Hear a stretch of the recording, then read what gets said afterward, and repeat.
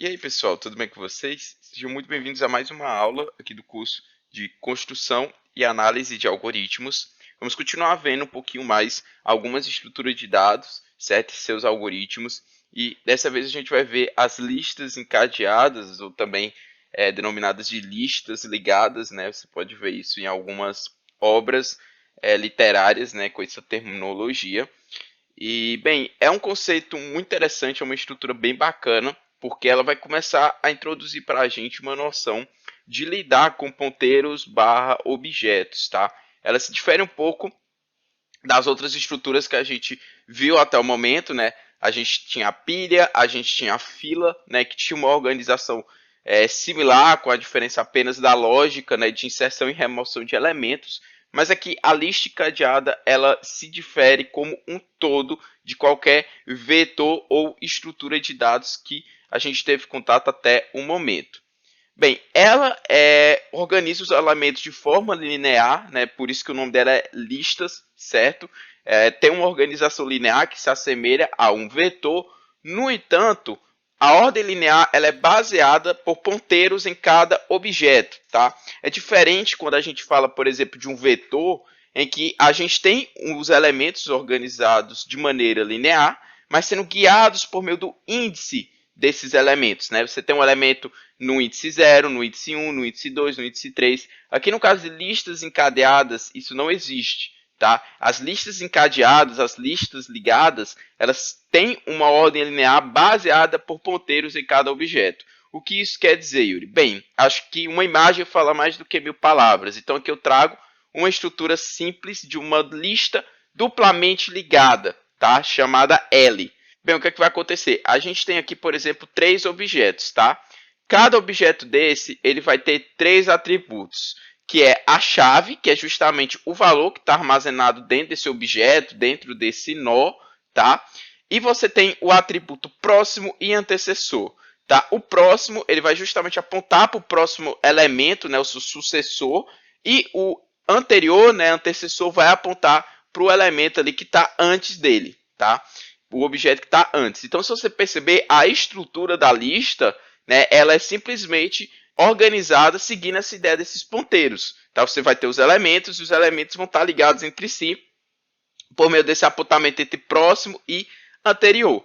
Tá? E aí, dessa forma, eu vou ter uma organização linear. Uma coisa muito importante falar aqui é que eu apresentei uma lista duplamente ligada, né, em que ela tem esses 3 atributos, a chave, próximo e anterior. No entanto, você tem a lista unicamente ligada, que é quando a gente tem apenas a chave e o próximo, ou seja, o antecessor não existe, o anterior não existe, é só o ponteiro próximo, tá?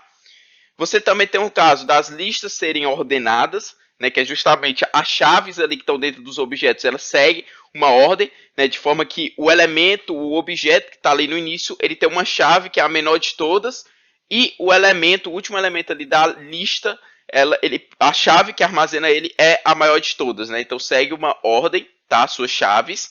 E tem o caso da lista circular, tá? Que o que é que vai acontecer? O elemento que está aqui no começo da lista ligada, tá? Se você perceber, ele não tem um anterior. Então, se eu tentar acessar o anterior desse primeiro elemento, eu vou provavelmente obter um valor nulo. Então, isso determina que ele é o primeiro elemento da minha lista, ele é o início da minha lista, tá? Já se eu for para o último elemento da minha lista, ele não tem um próximo. Então, se eu tentar acessar o próximo elemento a ele, eu vou obter um valor nulo, né? Ou seja, ele é o último elemento da minha lista, tá?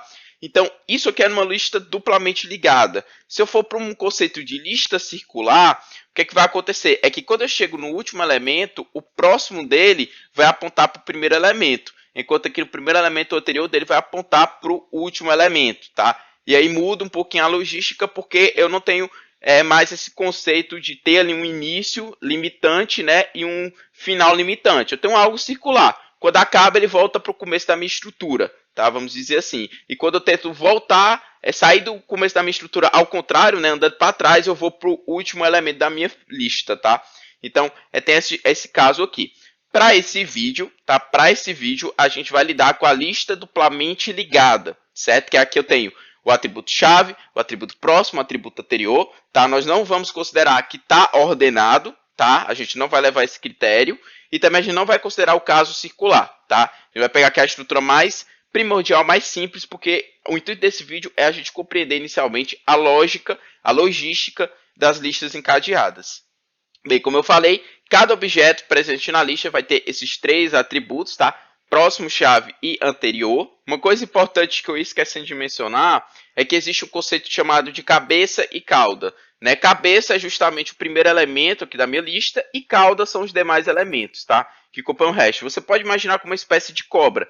Tá? A cabeça é simplesmente o primeiro objeto e o resto, que são os outros elementos, é a cauda, né? O corpo, o resto ali da cobra, tá? Então esse é o conceito. E a gente tem um ponteiro aqui, né, um atributo da estrutura, que é o L.início. O L.início, quando eu acesso esse atributo, eu estou simplesmente pegando o primeiro elemento, o primeiro objeto, tá, da minha lista encadeada. Tá? Isso aqui é muito importante porque a gente vai usar nos algoritmos. O primeiro algoritmo aqui que a gente vai ver é a busca, tá? Em que eu informo justamente a estrutura da lista encadeada, que eu quero efetuar o procedimento de busca, e eu digo qual o valor que eu quero procurar. O que me interessa aqui, eu quero encontrar uma chave, tá?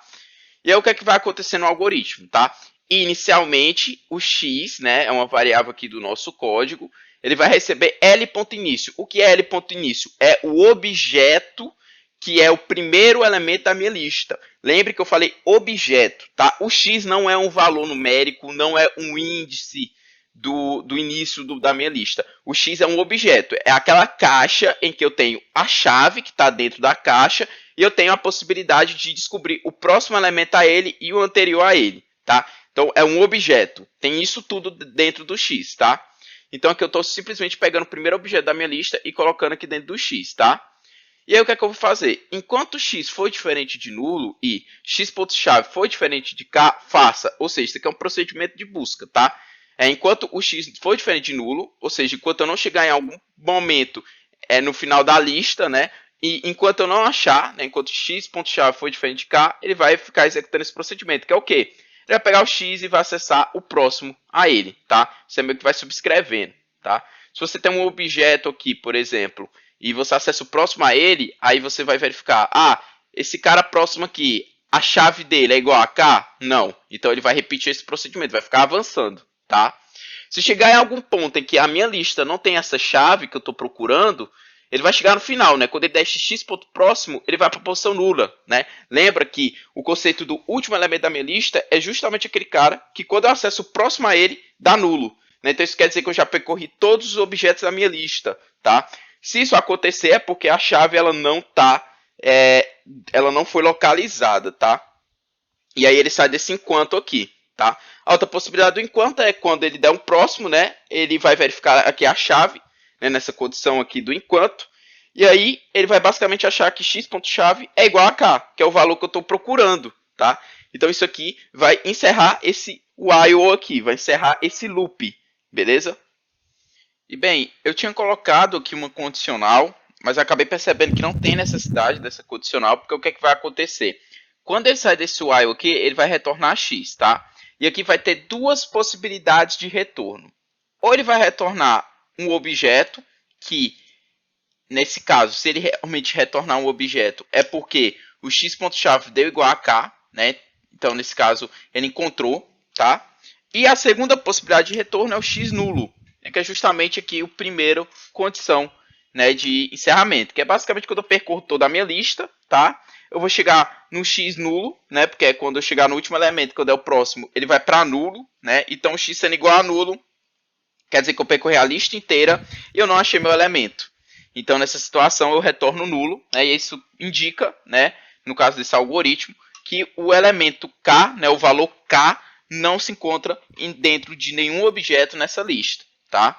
E aí nem precisa daquela condicional porque ela estava muito redundante. Não era algo que quebra o código, tá? Ele funciona do mesmo jeito aqui, só que não tem necessidade, né? Eu estava fazendo uma verificação que estava redundante porque o próprio while meio que acaba fazendo a verificação, né? Se o x é nulo ou não, né?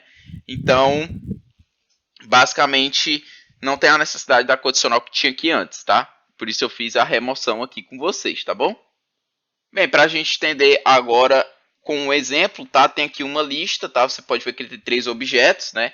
O primeiro objeto tem o valor 1 como chave, o segundo objeto tem o valor 3 como chave, e o terceiro objeto tem o valor 5 como chave. E aí eu aplico um buscar L, né, que é justamente essa minha lista aqui, 5, tá? Que é justamente eu quero encontrar o objeto que tem como armazenada a chave 5, caso exista, né, nessa lista, tá? E aí, o que é que ele vai fazer? Ele vai aqui na primeira linha, ele vai pegar o X, né, e vai receber o L início. Então o X ele vai estar aqui, ó, no primeiro objeto, tá? Já que ele é o início aqui da minha lista. E aí ele vai fazer a verificação, né?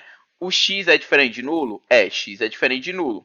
X.chave é diferente de K? Sim. O X.chave é 1, que é diferente de K. Meu K é 5 nesse caso.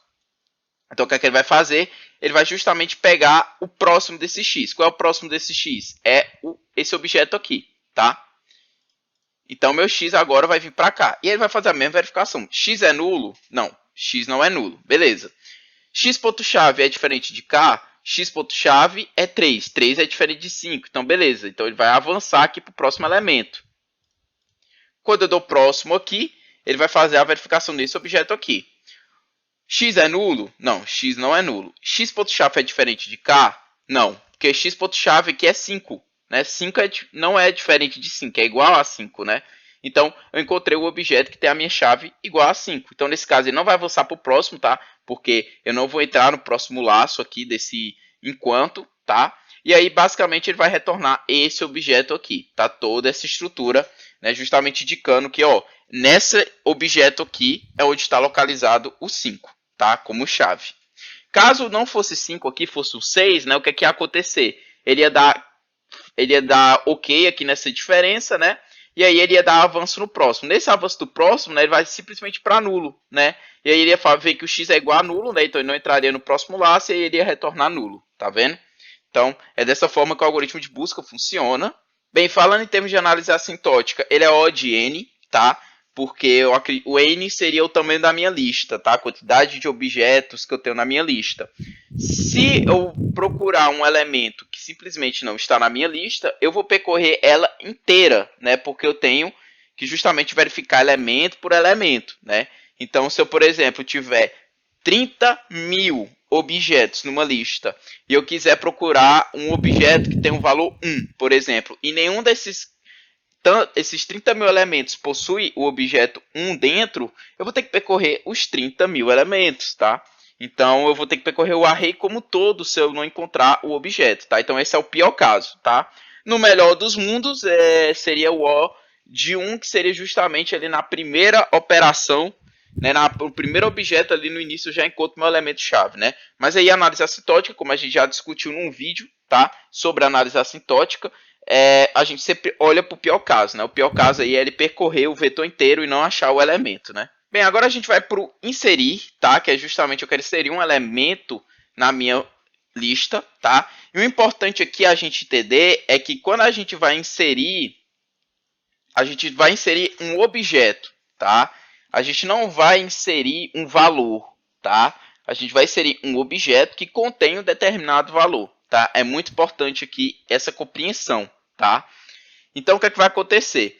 Eu quero inserir o objeto X na lista L. O que é que ele vai fazer? Primeiramente, ele vai fazer x.prox receber L início. O que isso aqui ele está querendo dizer? Ele está querendo dizer que o próximo elemento do objeto X é o meu início da lista, tá? Então, é como se eu estivesse inicialmente alocando ele no começo da lista, tá? E aí, o que é que eu vou verificar? Eu vou verificar se L.início é diferente de nulo, tá? Por que é que eu faço essa verificação? Se L.início for igual a nulo, quer dizer que minha lista está vazia, tá? Se minha lista está vazia, não faz sentido eu me preocupar com um elemento anterior, concorda? Então, o que é que vai acontecer? Nessa verificação aqui, eu identifico se a lista está vazia. Se ela não estiver vazia, ou seja, L.início é diferente de nulo, né? Ele vai fazer o quê? Aqui é importante, né? Tomar esse cuidado. Eu estou pegando o começo da lista, o anterior do começo da lista, tá? Aqui eu estou acessando o objeto que está no início da lista e eu estou pegando o anterior dele. Então, eu estou dizendo que ó, o anterior do primeiro elemento da minha lista vai ser o X, tá? No exemplo que eu vou fazer aqui exibindo, vai ficar mais fácil de entender isso, tá? Porque realmente falando, olhando esse tanto de L, ponto início, ponto antes, fica um pouco confuso mesmo, tá? Mas a gente vai ver um exemplo visual. Bem, depois que eu faço essa alocação, eu simplesmente coloco que agora o início da minha lista é o x, tá? E eu coloco que o x ponto anterior é nulo, tá? Porque o que, é que vai acontecer? Basicamente, o elemento que eu estou inserindo vai estar no começo da lista, tá? É assim que funciona, nesse caso, a lógica de inserção. Para a gente ver um exemplo, tá aqui uma lista, tá? Com dois objetos. Eu quero inserir aqui eu botei 2, tá? Um valor, mas entenda que esse 2 aqui simboliza um objeto que tem chave 2 inserido dentro dele, ok? Tá? Só cuidado aí com a anotação. Bem, o que é que vai acontecer? Primeiramente, a gente vai para essa primeira linha aqui, né? O xprox, ou seja, que é o x? É o objeto que contém o 2, tá aqui, ó.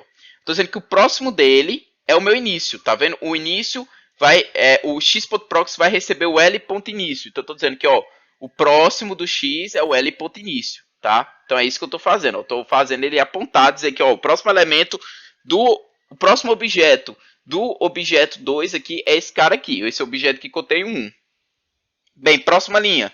Eu vou verificar se o l.início, nesse caso, esse objeto aqui com 1, é diferente de nulo, que é o que acontece, tá? Isso aqui não é nulo, tá? Então, o que é que vai acontecer? Ele vai fazer o quê? Ele vai pegar o 1, ele vai pegar o anterior do 1, tá? E vai dizer que é x, tá? Então, o que é que eu estou fazendo aqui? Eu estou simplesmente dizendo que o anterior do 1, que é o início da minha lista, né? O anterior dele é x, tá? X, o anterior do início está recebendo x, né? Que é o meu objeto aqui 2. Então, eu estou simplesmente fazendo que o 1 aponta para o 2 aqui, dizendo que 1 é anterior a 2, tá? Isso aqui é simplesmente uma lógica de sucessão e antecessão, tá?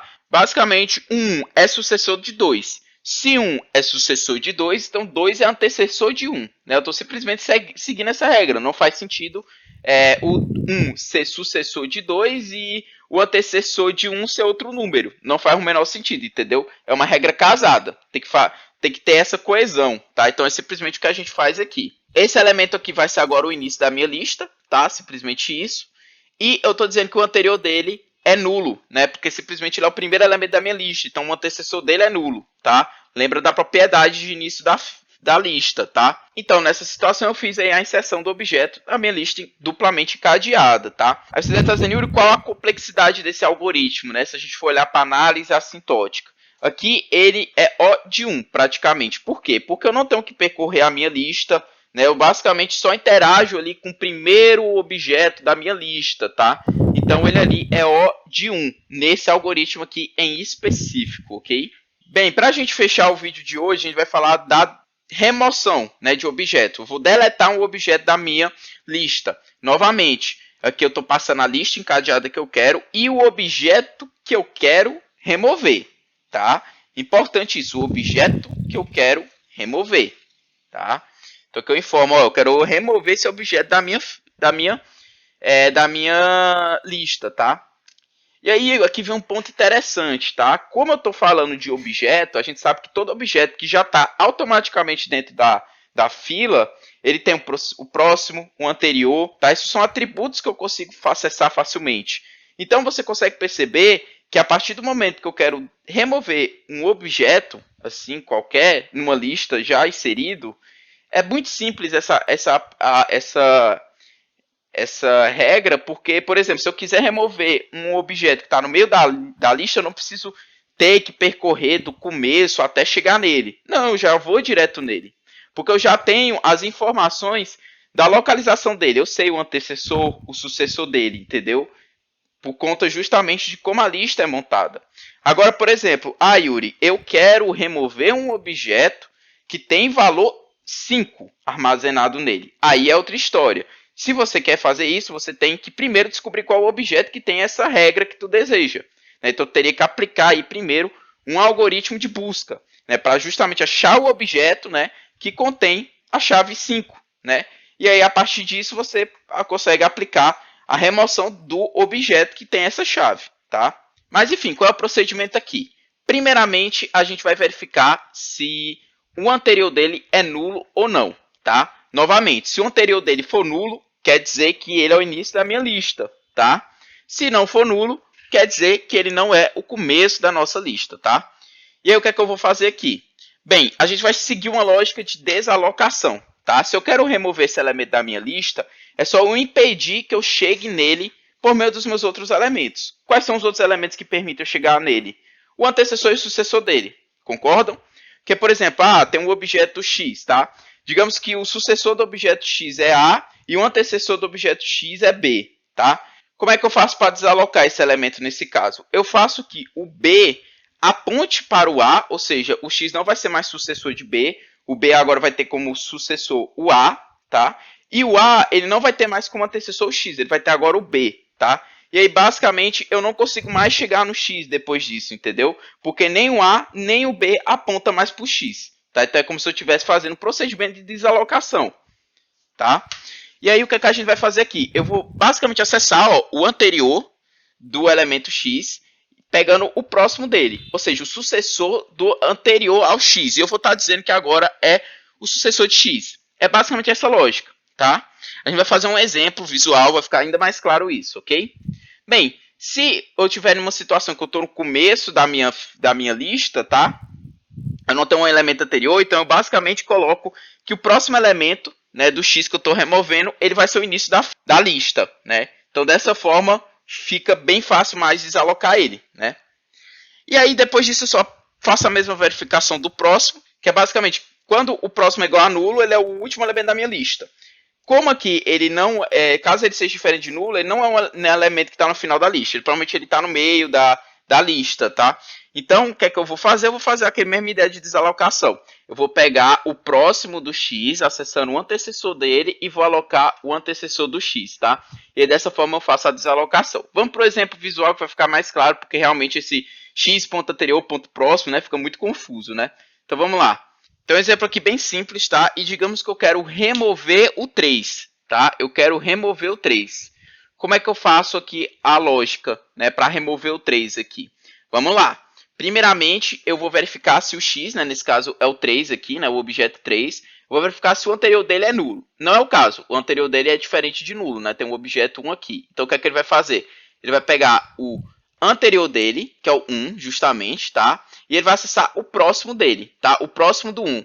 E quem é o próximo do 1? O próximo do 1 vai ser o próximo do X, que é o 3. Qual é o próximo do 3? O nulo. Então, simplesmente agora eu vou apagar essa linha aqui, tá? Apaguei a linha aqui do próximo, tá? Eu simplesmente estou dizendo que agora o próximo do 1 é o 3, tá? Basicamente isso. E aí o que é que aconteceu? Esse sinal aqui eu não vou entrar, né? Porque eu entrei nessa condicional aqui de cima. Aqui ele vai verificar se o próximo de 3 é nulo, tá? É diferente de nulo, no caso. E aqui não é a situação, né? O próximo de 3 aqui é nulo. Então ele não vai entrar nessa condicional e ele encerra o código. E bem, se você perceber, a gente provocou a desalocação. Por quê? É como se eu não consigo mais chegar nesse objeto 3, entendeu? Eu não consigo chegar mais nele. Tá ligado? Entendeu? Porque, por exemplo, quem é o antecessor do 1? É nulo. Quem é o próximo de 1? É nulo. Então é como se eu tivesse uma lista que tem um único objeto com chave 1. Eu não consigo mais chegar no objeto aí 3, entendeu? Então dessa forma eu faço uma desalocação, tá? Se o 3 estivesse aqui no meio, tá? E aqui tivesse um outro objeto, por exemplo, um objeto 5, né? Um ia estar apontando para o 5, tá? E aí o que é que eu ia fazer nessa última linha aqui? Eu ia pegar o próximo do 3, que seria esse objeto 5, acessando o antecessor dele, e eu ia colocar para apontar para o 1. Né? Então o 5 aqui, em vez do antecessor dele apontar aqui para o 3, né? A seta aqui apontar para o 3, ia apontar para o 1. Né? Então ia provocar da mesma forma uma desalocação. Tá? Eu não consigo chegar mais no 3. Nem por o objeto 1, nem para o objeto 5 imaginário aqui que eu estou simulando para vocês. Tá? Então dessa forma eu provoco a desalocação. Yuri, análise assintótica. Bem, O de 1, tá? Porque a mesma ideia. Eu tenho um objeto, tá? E aí, basicamente, eu vou mexer apenas nas redondezas desse objeto, né? Que é o seu anterior e o seu próximo. Então, eu não preciso percorrer a lista como um todo para remover o elemento, tá? Uma curiosidade é que se você entrar naquele exemplo de, eu quero remover um objeto que tem um valor-chave em específico, você vai ter que aplicar um algoritmo de buscar para depois remover, né? Como você aplica o buscar, a gente viu que o buscar é O de N, né? Então, nesse caso aí, Se você quiser remover um elemento levando em conta um valor de chave em específico, aí você vai provavelmente ter, no pior dos casos, O de n, né? Porque aí, se o elemento, por exemplo, não tiver na lista, né, ou tiver, sei lá na última posição, você vai praticamente percorrer o elemento, a lista inteira para encontrar o elemento com a chave que você deseja para depois aplicar a remoção, né, que ele faz simplesmente essa desalocação aí, mexendo nas suas redondezas, tá? Então, pessoal, esse foi o vídeo de hoje, tá? Conversamos aí a respeito de mais essa estrutura de dados, né? Bem interessante, bem diferente aí do que a gente já tinha lidado anteriormente. Eu espero que tenha dado para entender, que tenha ficado claro a lógica dessa estrutura de dado, tá? E é isso, pessoal. Um forte abraço a todos e até o próximo vídeo.